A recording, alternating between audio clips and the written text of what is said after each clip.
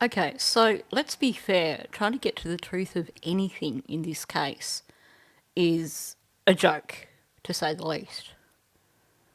But the more that Janie talks, the more I start to think we need to be paying attention to what Janie says.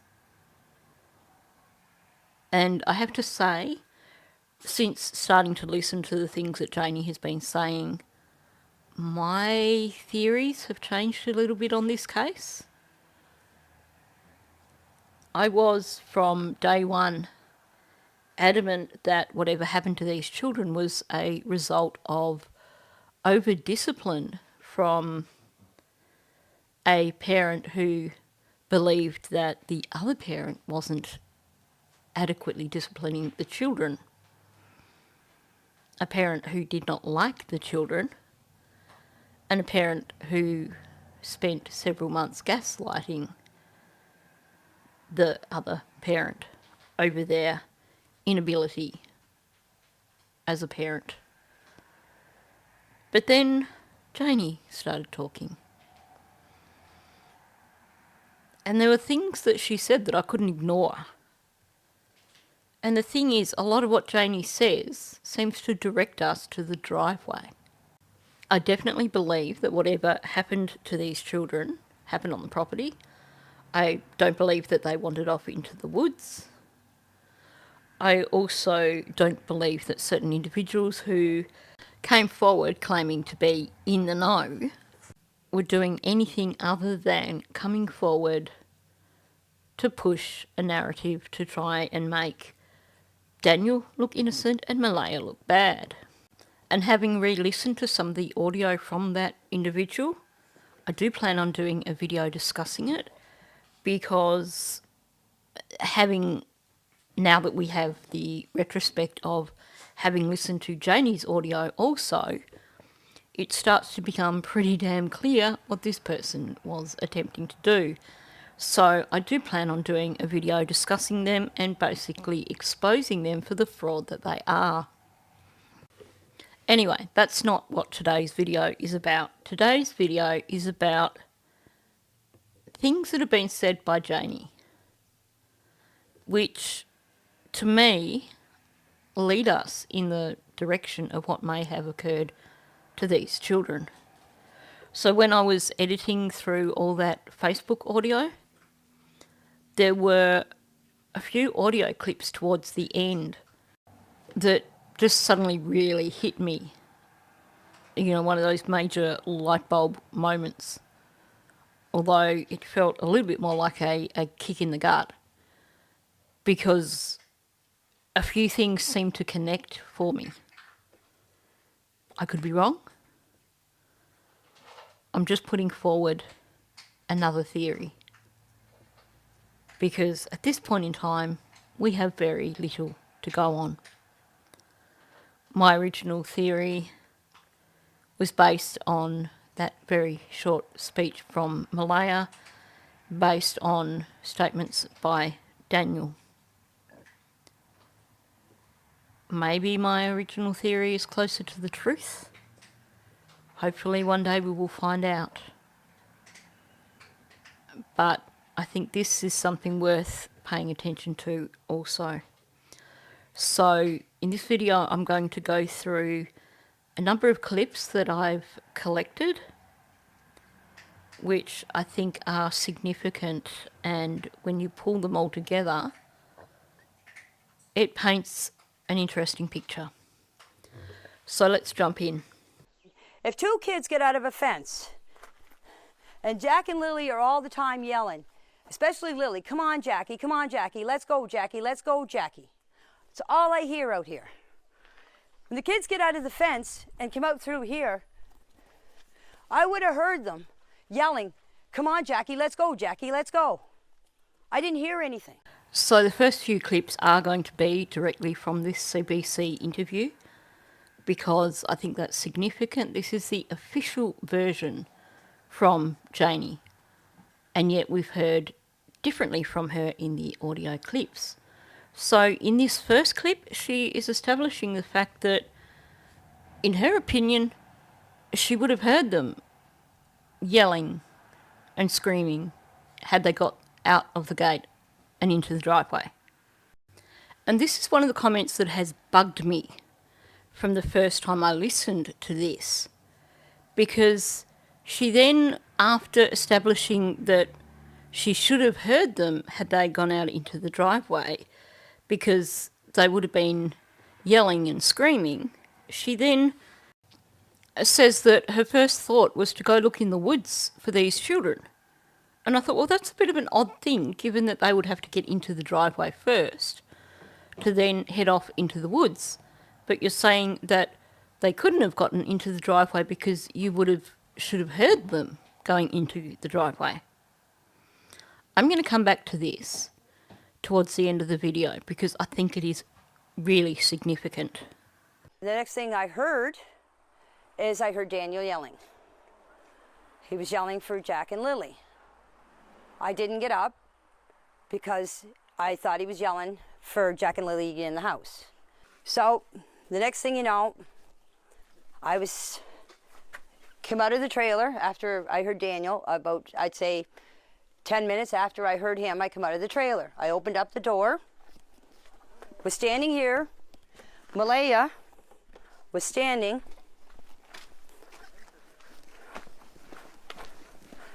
right here with Meadow on her hip. And I come out and I said, "What's up?" She said, "Jack and Lily are missing." I said, "How long?" She said, "About 20 minutes. Now, this is another thing that really bugs me, because she has Malaya standing in the exact location that she claims that she was raking the night before to put in a swimming pool. Not only that, but this whole narrative of the children going missing seems to intertwine with the narrative of raking the area to put in a swimming pool. And you will notice that I hadn't realised that that's what was going on here. I kept in my head thinking that she was putting Malaya in the driveway at the time that she was raking. And I was thinking, no, that's not what she's saying. Why do you keep getting that in your head? But I've now realised that it's because the story keeps intertwining. So let's listen on. Because when she told me the kids were missing, you automatically think they went into the woods. That was my first instinct. So like I said, that made no sense to me, because she said she would have heard them had they gotten out into the driveway. And she's pointing up the hill, up into the woods there. Like, as she's saying this part here, that it was her first thought that they must have gone up into the woods. And yet, this is total contradiction from her earlier statement of she would have heard them had they gone through that gate and out into the driveway. Because obviously they would have to get into that driveway to then head off up into the woods. And of course, she also is quite adamant on other occasions that there's no way those children wandered off into the woods. There was a bench sitting here, or a sawhorse, it's over there, was sitting here.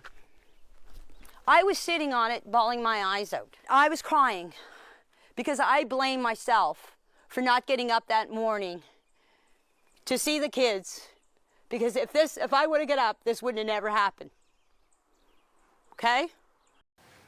Now, you've heard me talk about this before, and I believe that part of this story is because of Belinda talking about the person from RCMP wanting to search her van and her basically refusing because she had her dog in there.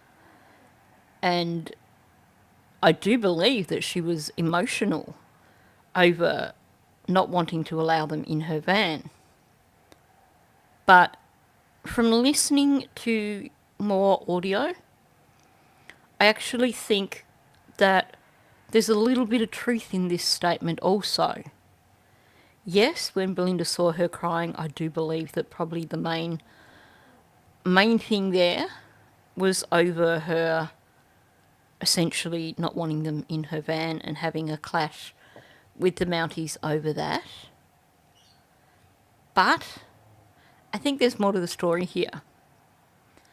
And see, the thing is, from listening back through Belinda's audio, I actually think that Belinda, when she was talking about Justin crying, that's a different situation from this one. And yet Janie has twisted it around and said, oh, the reason Justin was crying was because I was crying, because I blame myself. And she's saying that she's putting two events into one, I believe. Because from listening to Belinda, it sounds like Belinda was saying that when she arrived, Janie was on the driveway and there was a woman there with her, which I believe was her daughter-in-law, who was basically there when she was having the run-in with the RCMP. And I believe that it was a different time that Belinda witnessed Justin crying. Something I do need to clarify. But either way, I think there's more to the story here. I do believe, like I said, that the original story from Janie here was basically to hide the fact that she got emotional over not wanting them to search her van. But, you know, there's always an element of truth in these little stories that come out. There's got to be something behind this, and I'm going to come back to that also. Right here in this area here. I plan on putting a pool up this year for the kids. You need level ground for a pool. That's what I was doing. I was leveling out the ground to set up a pool. And this is the Thursday. This is Thursday. Right. Friday, all the investigators, search and rescue and everything, right around here was where they found the only footprint. This is where the boot. This is where I was raking that night. That's where the boot print was found, in the mud where I was raking. So notice that the reporter was also clarifying. So this is Thursday that you were raking. And the two stories are intertwining. She's talking about raking on Thursday, but then on Friday, this is where the RCMP found the boot print. And at the time that the children went missing, that just happened to also be the location where Malaya was standing when Janie came out of her RV. And it all just starts to intertwine the moment you get into that one location. So just keep that in mind as we are working through this video. I went over and I started raking in front of my RV where I found Malaya standing. I was raking there some gravel. Okay, so this is more specific now. It certainly makes it sound like these two events were side by side. She went out to rake her gravel where she found Malaya standing. So the stories are very much starting to intertwine as she retells them for her Facebook friends. Out of the bank to smooth it out to put a swimming pool. That's the only thing I did, was break a little gravel out of the bank to level it out for a swimming pool. The footprint was found right where I was leveling the ground out for the swimming pool. So every retelling has the three things. Her in that location levelling the ground out for a swimming pool, Malaya standing there with Meadow on her hip, and the boot print being found. She always tells those three things together. She's not telling events in a linear fashion here. She's cherry picking from the timeline and focusing on that location as opposed to giving a linear story. That is significant. I heard them Friday morning. I swear on a Bible. Better than that, I swear on my father's grave. I heard them Friday morning. So the kids were here Friday morning. Just wow. She is so adamant there that people need to believe her that the kids were there Friday morning, because she heard them, and she's even going to swear on her father's grave. She is heavily invested in convincing people that the children were there Friday morning. But the thing that's important to her here is that people need to believe her. It's not anything about Jack and Lily. You don't hear her saying, look, I don't care if you don't believe me. We need to be focusing on finding Jack and Lily, and that's what's important. No, she is adamant that people have to believe her. And she's quite aggressive about it. You have to believe me. When you're innocent of something and you know you're innocent, you don't really need to work that hard in terms of trying to convince people. Because at the end of the day, you know in your head what the truth is.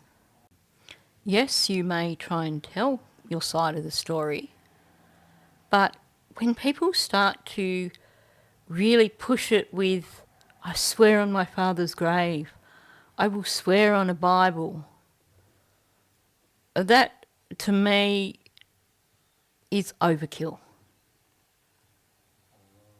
That to me is them saying, you don't see me as credible. I'm not going to give you any solid reason to see me as credible. I'm just going to tell you, you have to believe me. And it's this whole notion of really, really pushing it on people. You have to believe me. My first instinct when she told me that the kids were missing was check the woods. That's what I did. And when I found out they were not in the woods, I said they're not in the woods. Honestly, so she's saying, my first instinct when I found out they'd gone missing was to check the woods. Even though she's told us multiple times that there's no way those kids would have wandered off into the woods on their own, because Jack particularly, wouldn't go into the woods and has to be carried. But for some reason in this instance, her first instance was to say, check the woods. But then she goes on to say, when I found out that they weren't in the woods, I said, they're not in the woods. Can we just acknowledge that by adding that last part, when I found out they were not in the woods, I said they're not in the woods, that makes the whole thing seem like a contrived narrative. It shows that she really didn't believe for one moment those children were in the woods. But also the comment, when I found out that they were not in the woods. Well, to the best of my knowledge, nobody has the faintest idea what happened to these children.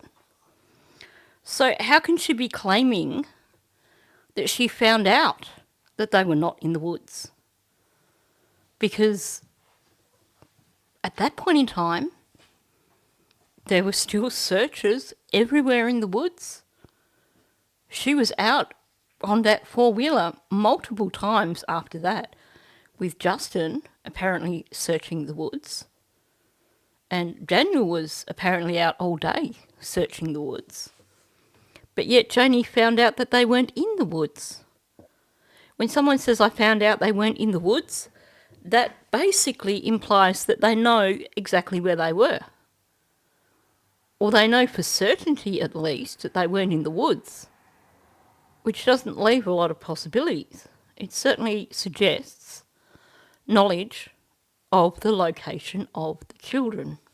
I think that without realising that she's doing so, by making these statements, Janie has said quite clearly these children never wandered off into the woods.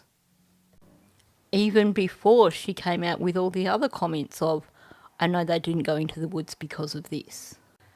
Now, quite some time back in another one of my videos, I made a comment that Janie claimed that she'd been out searching in the woods and she got back and she saw that the RCMP were there and she went straight into her RV.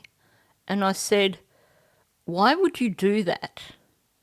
Because surely if you were concerned about these children being missing, you get back from your initial search and you see that the Mounties are there, wouldn't you want to go over and introduce yourself to them and tell them what you know, rather than go straight to your RV?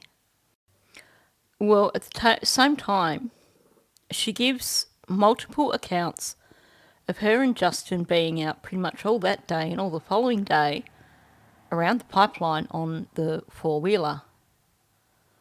So I'm starting to think that in actual fact the only reason that Janie went into the woods was to avoid law enforcement.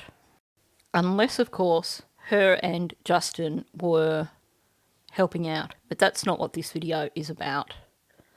But definitely the way she's speaking in terms of when I found out they weren't in the woods, I said, they're not in the woods. It makes it sound so totally contrived. She knew from the very beginning that those children were not in the woods. And for what she said about Jack and Lily wandering, that's a bunch of BS.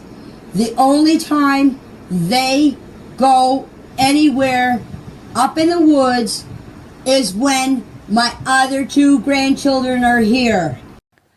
Honestly, how many ways can she say that it's not possible for those children to have gone off into the woods?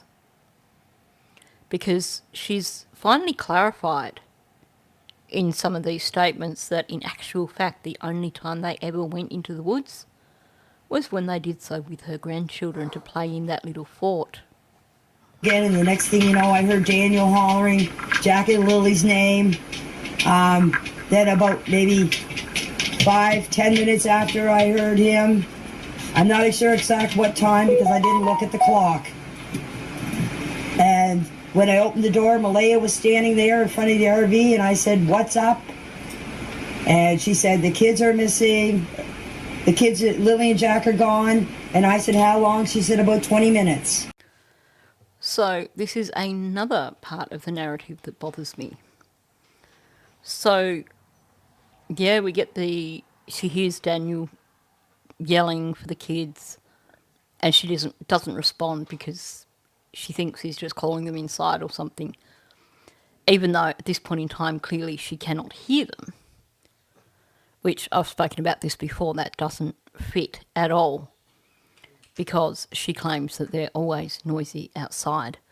So the silence should be a clue that it's not about calling them inside. But the biggest thing that bothers me is what she's saying about Malaya. She goes outside about 10 minutes after she's heard Daniel calling, or sometime after she heard Daniel calling, and Malaya's standing there in the driveway with Meadow on her hip.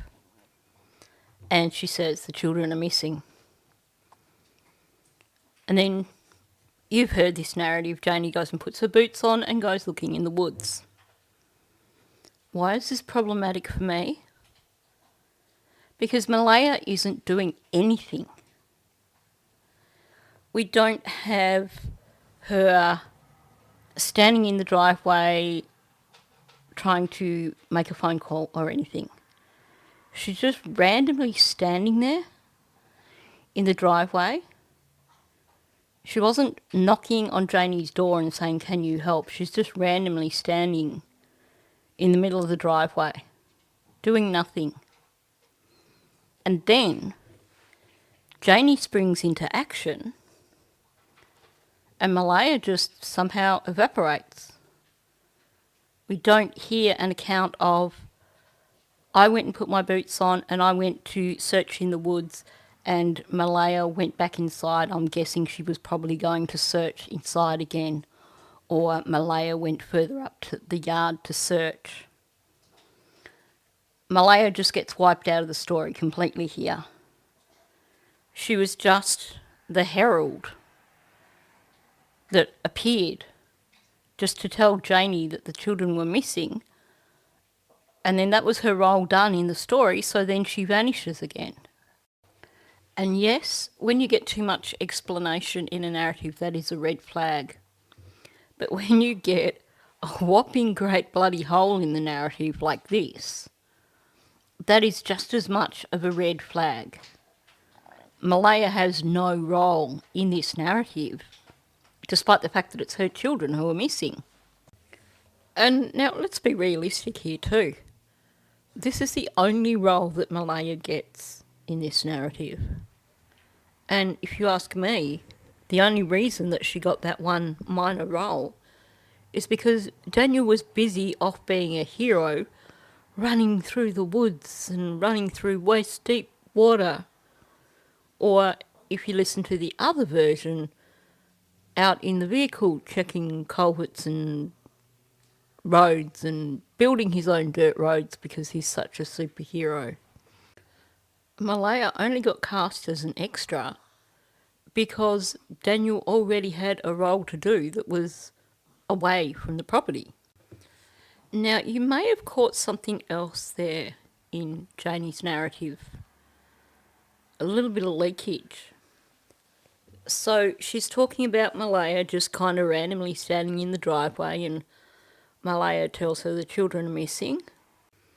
And then she says, Lily and Jack are gone. Now, for those of you who followed the Madeline Soto case, you'll know exactly where I'm coming from with this. She has basically said they're gone. They're not missing, they're gone. When you hear someone say this in a missing children's case, it is always a red flag. Gone implies deceased. For those of you who probably haven't followed other missing children cases, you're probably going to think I'm a right loon saying that. But if you go back over any missing children's case where it turns out that the caregivers or the guardians were somehow responsible, you always hear, instead of the children being missing, the children are gone. Gone has a more permanent feel to it. Missing, they could be found within the next 5 minutes. Gone implies they're probably not coming back. I come out of the tray, I heard the kids outside, and I opened up the door. Jack and Lily were right out here by the playhouse. If you look at the Google map between the playhouse and the woodshed where the swings are, they were out there looking for worms and centipedes. Because when I opened up the door, Jack said, look, I found a worm, I found a centipede. I said, good boy. I said, you keep looking. Then I went out, I started raking up the yard here for leveling out for a swimming pool for the kids because I was going to put one up this year. So this is her account of the Thursday afternoon. And yes, you will find that throughout this video, I do go back and forth between Thursday afternoon, like Thursday afternoon, Thursday evening, and Friday morning. And there is a reason for that. Here she is describing Thursday afternoon. And she starts with, I heard the kids outside. And in this instance, she opens the door and she goes outside, and they're supposedly digging for worms and centipedes. And I've said my bit on that. I figure that is complete utter BS. The thing that stands out here is this story starts exactly the same way as the Friday morning story in terms of with the children. So here, she's in her RV, she hears the children outside, she goes outside, they're digging for worms and centipedes. Friday morning, she hears the kids outside, but she chooses not to go outside that instance. And then the next thing she knows, she hears Daniel calling for the children. But both these narratives relating to the children, the parts about the children, begin with her hearing them outside. there seems to be a lot of intertwined narrative between Thursday afternoon and Friday morning. Now, I'm going to replay one part of that audio for you, and I want you to listen to what's going on in the background as she is explaining going outside and raking the gravel. Because in the background, you can hear her dog whining. Now, I've gone through all the audio with Janie. As I was editing it, I was listening to the audio. And I only hear this dog whining in the background 2 times. This is the first time, and you will hear the second time later. So just listen again, and you'll hear her dog whining in the background as she is describing going out and raking the driveway. Then I went out, I started raking up the yard here for leveling it out for a swimming pool for the kids, because I was going to put one up this year. Waiting for Daniel to help me build the fence because he had to go look for his tools. Then after that, when Daniel came and helped me with put the 2x4s up, or the boards up on the fence, I continued with the fence. Then I come back in to get something to eat. I don't know what time the kids went inside or what time they went to bed or anything. So this is a new part of the narrative that I hadn't heard until I was going through all that Facebook audio. She's saying that she was raking gravel, then she put some boards up on the fence. In another version, we hear that Daniel's the one doing the fencing, she's raking the gravel. But then she says that she then went inside for supper, and after that she doesn't know what time the kids went in. But then she has to throw in that she also doesn't know what time they went to bed or anything. Now, I don't know why you would need to add, I don't know what time they went to bed, given that she has said multiple times, what goes on in that trailer is none of my business.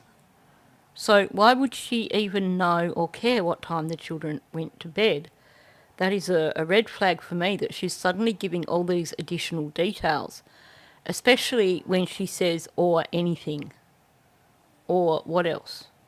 Like, you don't know when they went in, you don't know when they went to bed, or anything. But we've heard her narrative. According to Janie, these kids are not silent when they are outside, they are loud. Lily's always yelling out, "Come on, Jackie, let's go, Jackie." They're always yelling, screaming. Jack has a loud voice, although she catches herself a few times when she's saying that and tries to hide the fact that she's saying that. But she's made it so clear before that when these kids are outside, you know they're outside because they're loud. And yet now we have, on the Thursday afternoon or Thursday evening, apparently she has no idea when they went inside.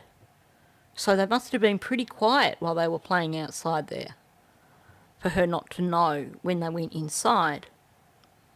And funnily enough, Friday morning, yes, she heard them at first, but then they were really, really quiet when they vanished. So these kids who were never quiet suddenly have 2 instances in this narrative when they were so quiet.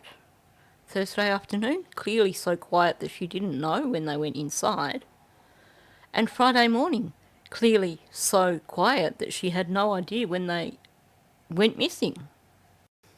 Again, we have narratives intertwining, because we have something that should never usually occur, and it's occurring in these 2 parts of her narrative, the 2 parts that she is most descriptive about. Thursday evening, afternoon is quite clearly significant to Janie. So I was out there doing my fence. Jack and Lily were in the backyard playing.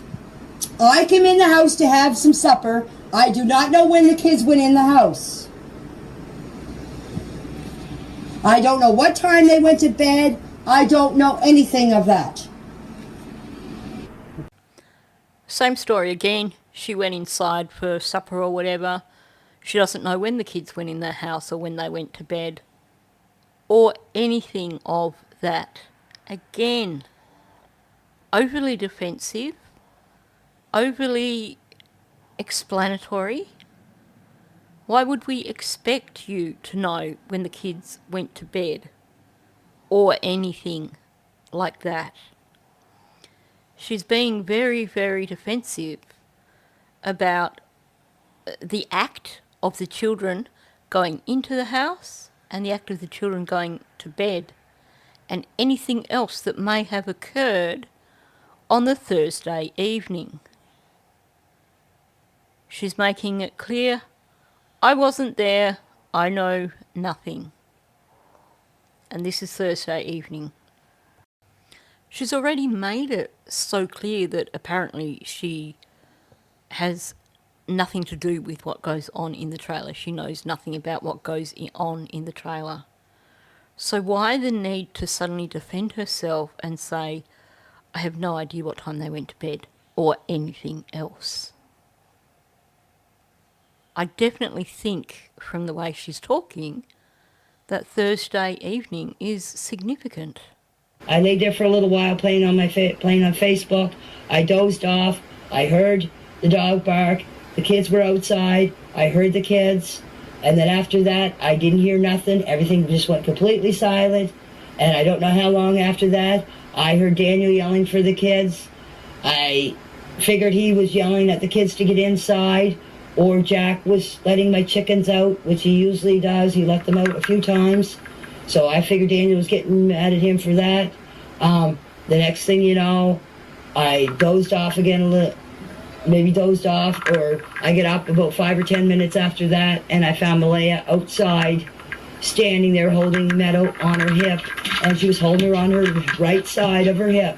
Now, I don't recall if she had her phone or not. That wasn't important to me. The only thing is what I was looking at is her standing there, and I asked her what's up, and that's when she told me the kids were missing for 20 minutes. So she messed up her narrative here, and she realised that she had done so. So what am I talking about here? She's talking about this is Friday morning. She hears the kids outside, and then suddenly everything went completely silent. And then after that, she dozes off and then she hears Daniel yelling. So what's wrong with this? Why did she mess up her narrative? Because the official version that she gave was that she heard the kids outside playing and then she must have dozed off and then she woke up because Daniel was yelling. In this version, she's in her RV, she dozes off and she gets woken up because the kids are outside playing. She hears the kids playing. And then everything goes silent. So instead of her dozing off, everything suddenly goes silent. And then she hears Daniel yelling for the kids. And then it's only after that that she says, I dozed off again, or maybe dozed off. You hear her falter because she suddenly realises that she messed up the narrative. Because instead of her dozing off and then waking up to the sound of Daniel's voice and realising she can't hear the children, basically she is awake and the children are being noisy and then everything goes silent. And then Daniel is yelling for the children and then she dozes off. So this is major leakage here. It sounds to me like she is saying that at some point in time, she was in her RV, she could hear the children playing, and then everything went completely silent. This completely changes the entire narrative of what happened to Lily and Jack. Because she's already said she would have heard them had they headed off into the woods because they make so much noise. And she didn't hear them. And she claims that she dozed off while they were playing and being noisy, and then when she woke up it was all silent. But in this version of the narrative, she was awake when it suddenly went completely silent. That, to me, is suggestive of something suddenly happening to those children. Particularly because she doesn't even doze off after that. Directly after that, you have Daniel yelling. And she's saying, well, I thought maybe Jack had let the chickens out or something like that, which to me suggests it's more of a desperate kind of yelling, or a angry or frustrated kind of yelling, as opposed to just calling the kids to come inside. Because if Jack had let the chickens out, then you bet they're going to get angry with him. So it's not going to sound the same as if you are just calling those kids to come inside. Without realising it, she has explained to us that Daniel's tone did not sound like the tone of him calling the children inside. It was a different kind of tone. So this is the point where I tell you that I'm actually making this a two-part video, because I really want to be able to explain everything properly. I don't want to rush through it. And there's still several clips to go through, and these are perhaps the most important clips to go through. I will admit I have not had the most efficient day work-wise, but I'm allowed to because it's my birthday today. So after treating myself to a nice lunch, I was then surprised by my sister turning up after she finished work tonight to have a nice dinner with me as well. So in terms of working on this video, I kind of have run out of time, basically. So keep an eye out for part 2 of this tomorrow. Hopefully it won't be quite as late as what this one is. I will be jumping into it as soon as I'm able to tomorrow. So it should actually be finished far sooner than what this one is right now. So on that note, thanks for listening. If you are new to my channel, and particularly if you want to hear part 2, please subscribe to my channel so you get notifications of when my videos drop. And of course, please hit that like button and leave a comment below. Thank you, and I will catch you in the next one.